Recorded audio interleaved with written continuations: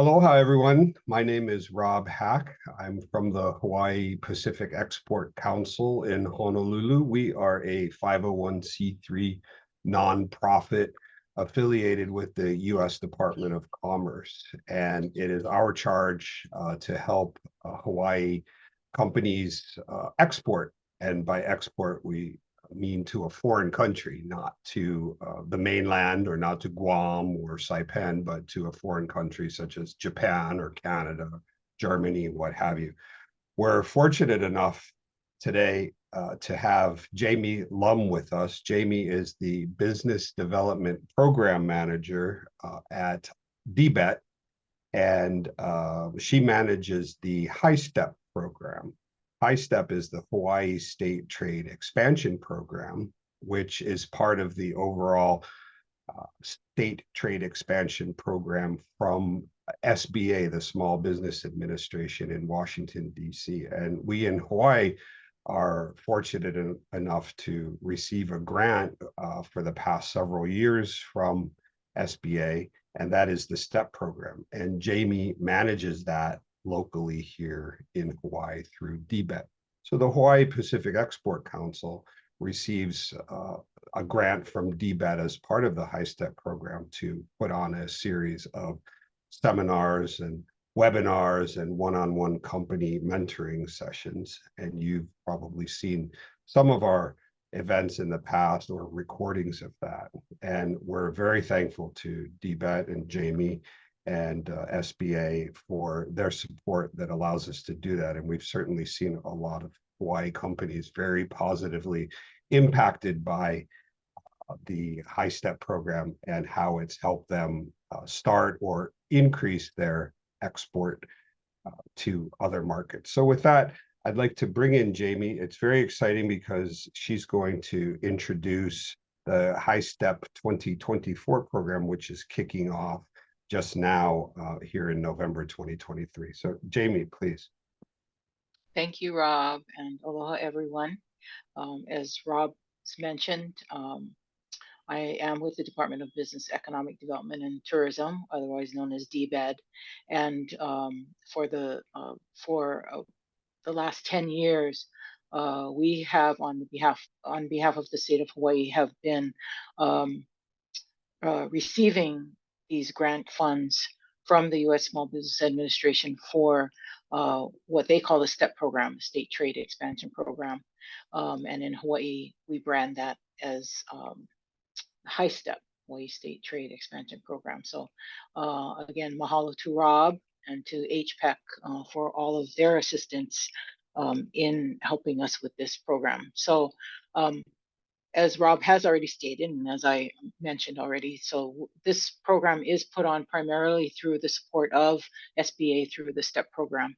And the purpose of the program is to help companies, both Hawaii-made product manufacturers and Hawaii service companies, to take their products and services to the worldwide market. So it's a comprehensive export development program for these companies to be able to sell internationally.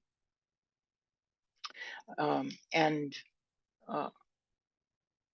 as far as DBEDT goes, while we manage the grant, we do work with many of our HiSTEP partners, the Hawaii Pacific Export Council, which Rob represents, as well as the Small Business Development Centers, the Patsy Mink Center, the Veterans Business Outreach Center.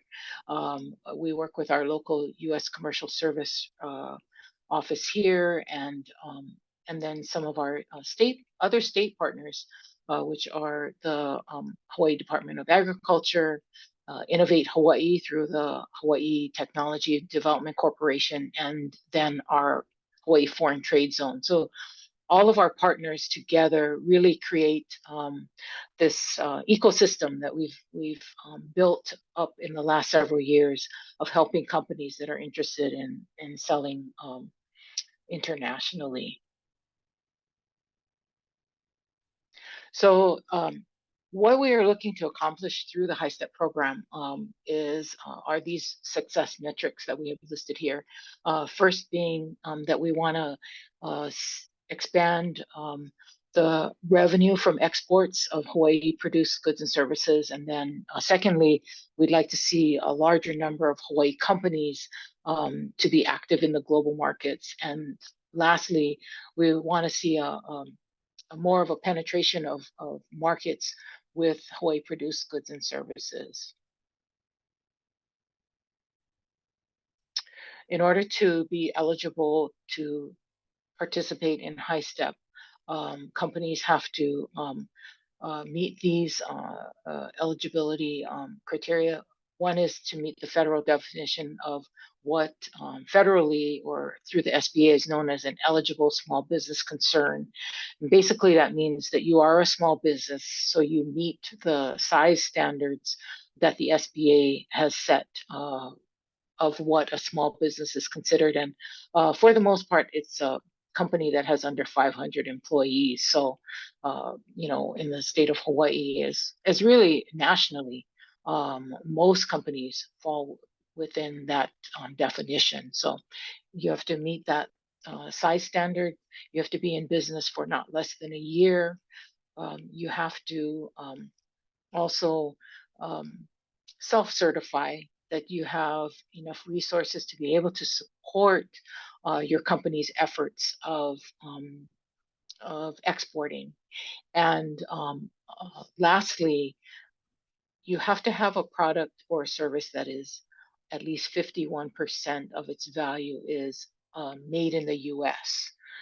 For Hawaii, we do ask companies about the value of their product or service, and we would like to see that at least 51% of the value is Hawaii made or added in Hawaii, and we do give priority to those companies that meet the 51% Hawaii made.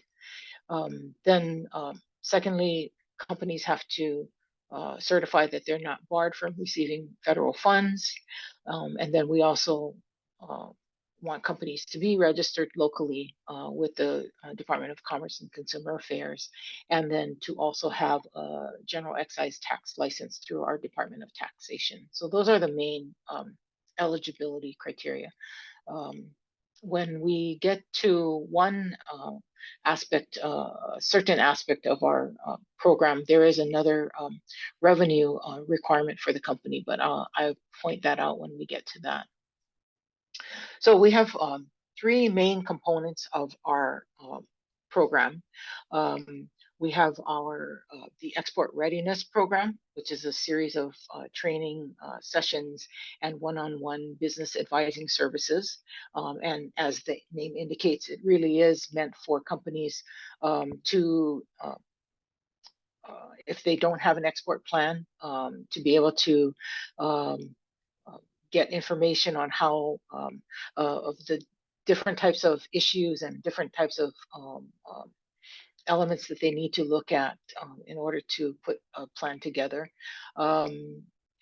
It's really, and it's meant for, well, the program is for not only new to export companies, but also companies that are already exporting. So, so this step would be for, for any type of company, even if you're already exporting, it would also, help you in maybe taking another look at what your export plans call for and seeing if there are any adjustments that you need to make. So that's the export readiness. And then we have what we call our market entry and expansion activities, and these would include trade shows, consumer shows, and we also have some e-commerce opportunities that we have available. And then lastly is our company assistance. And this is where companies can apply for direct financial assistance to help to support their export market development costs. So I'll go into more details on each of these components. So regarding the export readiness, again, this is, we're trying to create a foundation for companies so that they can get information on either country-specific topics or issue-specific topics to help them make decisions or as to what markets they may want to go into, what kinds of things they need to consider, what kind of issues they may run into or they have to deal with, before they start exporting, or maybe they're already exporting and there are issues that have come up. So these sessions will help to cover those types of topics. Also, a very important component of the export readiness is the one-on-one business advising that is offered through all of our HiSTEP partners. So basically, when a company registers for HiSTEP, the first thing we do is that we assign them to one of our partner organizations. And then between the two, the company and our partners, they arrange for a time where they can meet to go through their HiSTEP registration form, and so that our partners can find out a little bit more about the companies and advise them as to perhaps what kind of activities they may want to look at and so forth. And so as it says here that, once companies go through the export readiness, then hopefully they have enough information to put a plan together if they don't already have an export plan, or perhaps maybe tweak an existing plan that they may already have. And then these sessions are offered on a monthly basis, and these are done in partnership with the Hawaii Pacific Export Council. And Rob does a great job in putting these sessions together and getting speakers and being the MC. And so I want to give Rob a chance to talk a little bit about what's coming up for 2024. Great, thank you, Jamie. So I have a list of events that we will be doing, but I don't have dates yet associated with that. However, I'd like to just briefly go through the events. First of all, we'll be doing our annual Export University 101. This is a bit longer than our normal events, which are typically an hour to an hour and a half. But this event is longer, a half day or possibly 5 hours, where we cover at a very high level various topics of exporting, including finance, logistics, legal and contracts, cultural awareness, these types of things. And we about 45 minutes per module, just to give the attendees a general idea on each of those topics. And at the end of the day, they'll have a much better idea of what it takes to get involved in exporting. And then the rest of the event sort of dig deeper into some of those various topics. So that's number one. Number two is an event that we've talked about for several years, but we've never really been able to do it. And partly that had to do with the pandemic, but we're going to do an export day where we'll bring a lot of the stakeholders together who are involved in exporting and get them all together and give presentations. It'll definitely be with an emphasis on logistics, as shipping from Hawaii to foreign markets can be troublesome and expensive and time consuming. So we'll be covering that on Export Day. We'll be doing an event with the Hawaii Department of Agriculture on exporting of agricultural products. Like in Hawaii, we have many cookies and certainly beef and some alcohol products, lots of things like that that we'll be discussing. That there's some specificity to sending agricultural products overseas versus tangible products or services. So that's always a very interesting event. Then we'll be doing 3 separate country-specific events. One is exporting to the Philippines from Hawaii, exporting to Taiwan from Hawaii, and exporting to Australia and New Zealand, which is a growing market for Hawaii. We've done that for a few years now. We've done Taiwan in the past, but it's been a few years, and we've never done exporting to the Philippines before, so I'm excited about that. Next event will be e-commerce and information technology and how to use the latest e-commerce technologies to help you with your exporting. Then we'll have international trade shows, which I think is a very good event, and should go over how to prepare for, then work at the international trade show, and then how to follow up with customers and potential distributors after the show. We'll have an event on intellectual property protection, which includes trademarks. That's very important for our Hawaii companies. And then we'll finish off the year like we did this past 2023 cycle with an export plan writing workshop. So that's approximately 10 events, and we hope to see you at many of them. With that, I'll pass it back to Jamie. Thank you. Thank you, Rob. Thanks for that preview of what's coming up in 2024. And for companies that don't have an export plan, I really encourage you when that session is offered to sign up. So Rob does a great job. He has a template that he's come up with, and he goes through it step by step with companies. And then he does really good follow-up. Rob and other members of the HPEC board make themselves available to help companies, to be a sounding board for companies as they're trying to fill out their export plan. So I do encourage companies to sign up for that that may not have a plan. All right, so the second component that we have, if for those of you that may have either looked at our website before, which by the way is invest.hawaii.gov, and if you go under the exporting tab, you can find the information on HiSTEP. But so if you've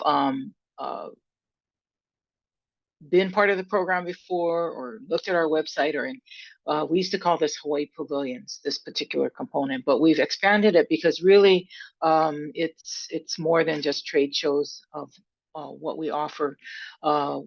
We do trade shows, we do consumer shows. So trade shows, we've determined certain trade shows that we think are advantageous, or that we can include a lot of our Hawaii companies to participate in, and that will be good for them to be able to find, potential distributors and buyers. And we also work with the Hawaii Department of Agriculture. They also have a number of shows that they have organized Hawaii Pavilions. So we use the HiSTEP funds to basically subsidize the majority of the cost of the trade show. And then we have companies pay a small participation fee, and then companies are responsible for their own travel expenses and for shipping any product there, and for meeting all the product import requirements. But the advantage to participating in one of the Hawaii Pavilions at any of these shows is that, first of all, it's an affordable way for a small company to participate in a very large trade show. So for instance, we have a picture of the Tokyo International Gift Show. We've done that for a number of years. The show attracts over 150,000 people that come through over 3 days. So if a company were to do that show on their own, they could easily spend, $10,000 just on their booth alone. So, by participating through HiSTEP, they can really cut down their cost of being able to participate in such a large show. And then also being part of the Hawaii Pavilion, it really brings a number of Hawaii brands together. And just that in itself draws a lot of buyers to the Hawaii section. And so that's an advantage to being able to exhibit under the Hawaii brand, if you will, the overall, made in Hawaii brand. So that's a a big advantage as well. And quite honestly, a lot of companies have said that they also learn from each other, because it might be a first time company participating with a company that may have been there for a number of years, and they can the newer company can learn a bit from the company that maybe has been there before, and can share their experiences. And a lot of the Hawaii companies, they're very willing to share with each other their successes, as well as some of the challenges they faced, to try to help other companies maybe avoid those same kind of situations that they may have encountered. So that's the trade shows. Consumer shows are a way to test product in a market. And so one of the shows that we have been doing for a number of years is the Hankyu Hawaii Fair, which we work with the Hankyu department store in their flagship stores in Osaka.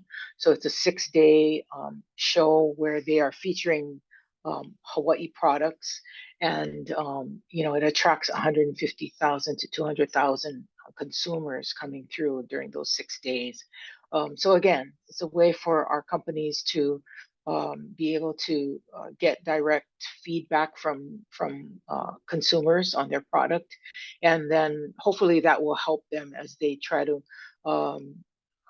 pursue exporting. In this case, in the Japan market, it will help them to figure out if they need to make any adjustments to their product themselves, maybe the packaging or something like that. So it really does help to give them some feedback. So that's the consumer shows, and we're looking for other opportunities in the consumer side to help companies. And then these are for 2024. These are the trade shows that we have on our calendar starting in January. The Department of Agriculture is planning to go to the Fancy Food Show. It used to be in San Francisco, now it's in Las Vegas, and this is an international show. And then the Gulf Food Show in February, and then FoodX in Tokyo in March, and the week after that is the Natural Products Expo West in Anaheim, another international show that is held in the U.S. That's a very, very large show, natural products, and a lot of our Hawaii companies are showing interest in participating, and that would be not just food products, as well as skincare and other types of products. So then the Hankyu Hawaii Fair is in July. And then the Fine Food Australia Department of Agriculture is organizing this. I know that they've done it in the past, and this show also alternates between Melbourne and Sydney. So in 2024, it's going to be in Melbourne. So for companies that are interested in that show. And then also at the same time is the Tokyo International Gift Show in September. So those are the shows that are on our calendar for 2024. And then the last sort of activity or under our market entry and expansion are these high e-commerce platforms that we have been introducing to companies that want to sell their product or service via e-commerce. So the Makuake is a pre-sales e-commerce platform. My understanding is that Makuake is looking for products that have never been sold in Japan yet. So it has to be new in Japan. The company doesn't necessarily have to be new to the Japan market, but just the product that is featured on Makuake. Also, they are the consumers, the customers that use Makuake are high-end.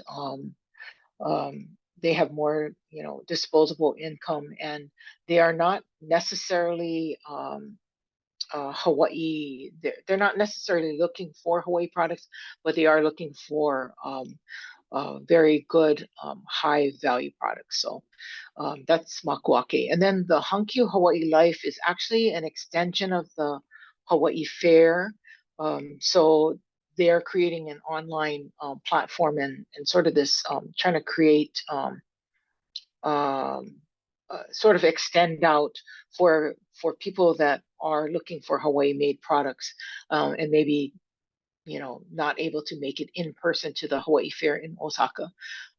They can purchase online. So again, this is geared towards consumers that are Hawaii lovers that enjoy Hawaii products, Hawaii lifestyle, etc. So so these are two opportunities that companies might have to do online sales in the Japanese market. So then the final component of the HiSTEP is what we call our company assistance. This is where companies can apply for funding directly to us. It's to help companies, it's to help support them with various export activities that they have in their export plan. So we do have two categories that we look at, and that's the new to export companies and market expansion companies. So the difference between the two is that if you're a new to export company, the maximum amount of your request is $5,000. If you are a market expansion company, you can request up to $15,000. But the one other, and this is, as I mentioned about eligibility requirements early on, this is the one area, if you are applying as a market expansion company, then we do require that companies have at least $200,000 in revenues. And the reason for that is that exporting does take a certain amount of financial commitment on the part of the company.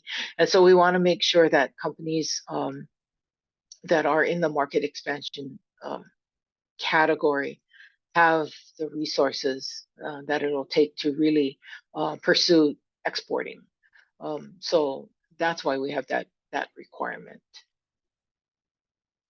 So how this process works is it's really issued through a request for proposal process, and that's just because of our own procurement process here with the state. But we've developed an application, and there are you have to submit with it an export plan and a budget, and there are some other forms that need to be filled out, but that's all part of the whole application package. It will be available November 10th. That's this Friday. And then companies will have 2 months to submit their application. So it'll be due on January 10th at 4 o'clock. And then it is a competitive process because we only have so much funding budgeted for awards. So there is an evaluation committee that will be looking at each of the applications, and I can tell you that 50% of the evaluation is your export plan. So it doesn't have to be a very long, complicated plan, but we have questions that some main questions that we have companies answer about the kind of information that we want to see in there. So it's evaluated, and then awards will be made in the first week of February. So, and then companies that are awarded, how it works is that you spend the money up front, and then you submit supporting documents to get reimbursement. So it is a reimbursable award. And then just to give you an idea of some of the type of expenses that can be covered with the HiSTEP funding is starting with e-commerce and website. So if you need to do any website translation to for a particular market, or if you want to look at an e-commerce platform to use for international sales, so you can use some of the funding for that. International marketing media, including digital marketing, so you can use your funds for that. You can use it for airfare to go to a trade show or a trade mission or any of the foreign market sales trips. You can use it for trade shows or trade missions fees. And it doesn't have to be a trade show that is the list that I showed earlier. And in fact, it's really more in your favor if you look at using these funds for other types of or other trade shows, because the trade shows that we have on our calendar that we've that DBED or Department of Ag organizes is already heavily subsidized. So we really encourage companies to look at other activities that can help them. And then you can use it for other trade show costs. You can use it to ship your products to and from a trade show. You can use it to ship sample products if you have a buyer that might be interested in your product, but they don't want to put in a full order. You can use funds for any of the U.S. commercial service services that they offer, like the Gold Key service, and they have a number of other services to help companies that are looking at exporting. It can be used for compliance testing. So if you have, say, a food product and you want to export it to Japan, you're going to need certain kind of certifications in order to sell your product in the market. So you can use some of these funds to cover those types of costs, the compliance testing. You can use it for export research, not only subscriptions, but if you need specialized research for your particular product or service, and then other types of things, trade credit insurance, such as the Export-Import Bank.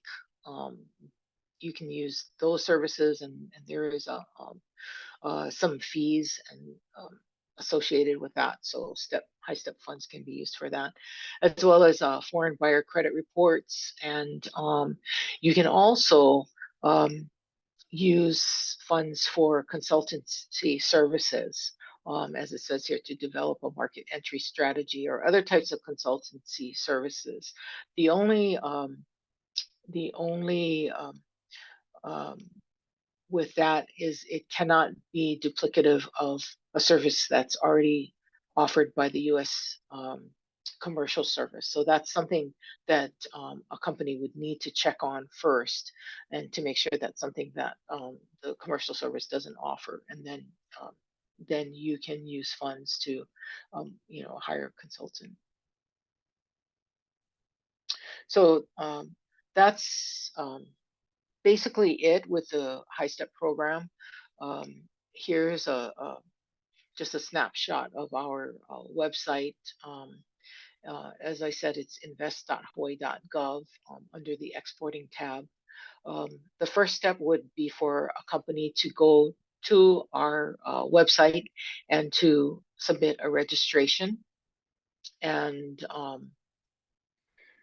as I mentioned, when you submit your registration form, then you will be partnered with one of our HiSTEP partners and for the business advising. And then from there, you can attend our training sessions, which are all free, and then look at possibly participating in one of the market entry and expansion activities. And then if you're interested in applying for company assistance, then that is a separate application.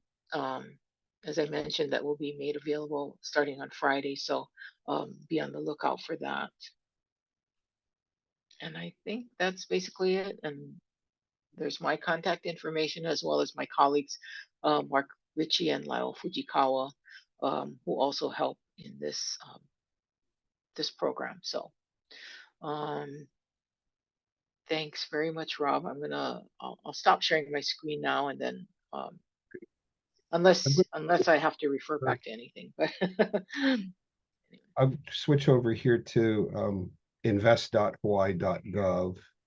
And there's an exporting tab here where you can find things about the upcoming HiSTEP program. Here's the 3 subparts of HiSTEP that Jamie reviewed. I just thought I'd spend a second and go through what needs to be done for registration.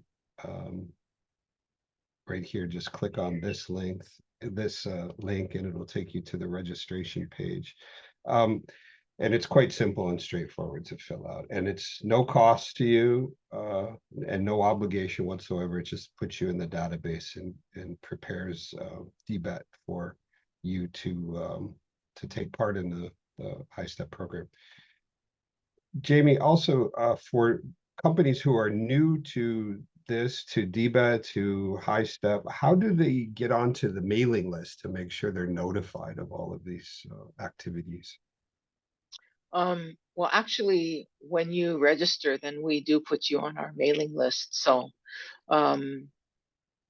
that's a way to get on to our mailing list. We also, although I don't know that it's activated yet, and this is kind of outside of HiSTEP, but we are as a division, because we have other programs that we have a loan program through our community-based economic development program, and we have our enterprise loans program, which offers some tax incentives for companies. But we have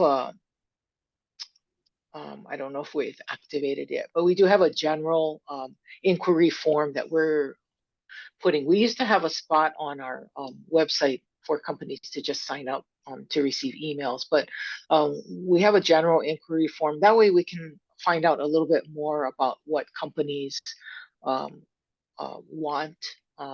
Maybe it's not, maybe they're not at a point where they want to look at exporting, and they're just starting out. So through the general inquiry form that we have, companies can also get put on our mailing list. But yeah, as I said, if you register for HiSTEP, then we will put you onto our email list, and then you can start receiving notices. Great. You mentioned that to be eligible for company assistance in some parts of the HiSTEP program, that a company has to be, or their products have to be 51% or more US made. Can you explain a little bit, how does a company certify that or find that? How do they determine that they're US made? So actually, you could probably go, if you clicked on the registration form, I can actually show you. So if you go down, there's a section where it's going to ask you, I think it's actually all the way towards the bottom.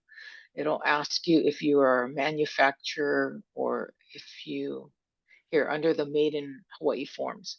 So if you click manufacturer, if you're a manufacturer of Hawaii products, sorry, in that circle, it says please check 1. So if you click the manufacturer box, then this form will come up.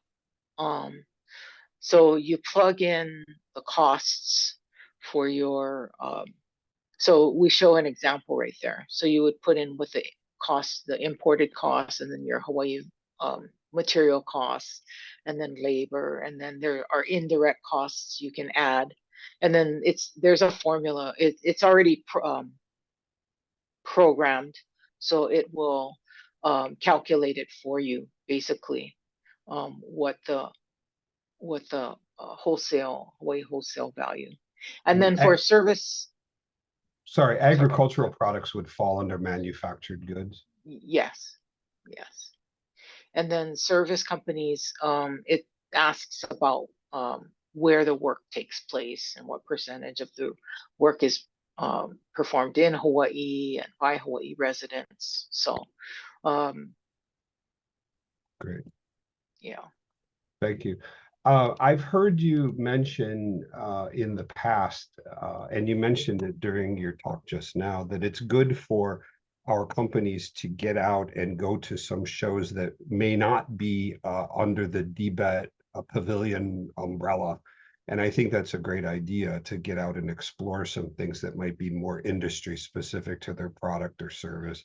But how would a company go about determining that the show that they want to attend is an international show? Obviously, if it's in a foreign country, it's an international show, but there could be a mainland show that will have a lot of foreign buyers attending. So how would they go about the approval process of attending that kind of a trade show? Right. Well, I mean, they would basically have to, if they're applying for company assistance and they have that in their plan, then that's something that we would, that they would want to explain, and you know, they can look at, say, the previous year, the trade show. The organizer would normally have a breakdown of the buyers that attended. So if there are statistics about, you know, how many percentage, what percentage of the buyers there were international buyers, and sometimes, you know, they even have breakdown by countries or by regions. Um, so so if you can show that there are international buyers at the show, or if you can show that this is like the main event for your particular industry, it's an international show that happens to be held in the US, you know, then that's another way of showing that that's a valid show that's held domestically but has, you know, an potential for international sales. And then sometimes there are some shows where the Department of Commerce, the U.S. Commercial Service, or maybe not just U.S. Commercial Service, maybe some other entity, but there may be an organized group of buyers that come to a show to see specific types of products. I know at the Natural Products Show that happens quite often. There'll be a group of buyers from, you know, somewhere in South America or something, you know, looking at particular, you know, supplements or something. So if you know that that's happening, then that can also be justification for you to attend a domestic show. Great, thank you. That's all the questions that I have. So before we depart, I would like to just point out the Hawaii Pacific Export Council records our seminars and webinars, and we post them on our YouTube channel. And here's where you can find it. If you go to YouTube and just look for at HPEC or search for Hawaii Pacific Export Council, you'll find now we have an archive of 82 videos. Probably in the 2024 cycle, we'll get to almost 100, and we're very excited about that. So there's several topics here. You can see some country specific, such as exporting to Canada, exporting to Vietnam, exporting of agricultural products, some neighbor island specific seminars. So please go back and have a look at some of these. And we very much look forward to seeing you in the 2024 cycle. And please look for a copy of Jamie's slides. I can post that and link them into this video somehow. Jamie, if you can send me those slides, that would be great. And with that, we'd like to thank again Jamie Lum from DBET and the support that we received from DBET and the HiSTEP program. And of course, thanks to SBA, who is responsible for the overall STEP program from Washington, D.C. So thanks very much. And we look forward to seeing you more in 2024. Again, this is Rob Hack with the Hawaii Pacific Export Council. Mahalo. Mahalo.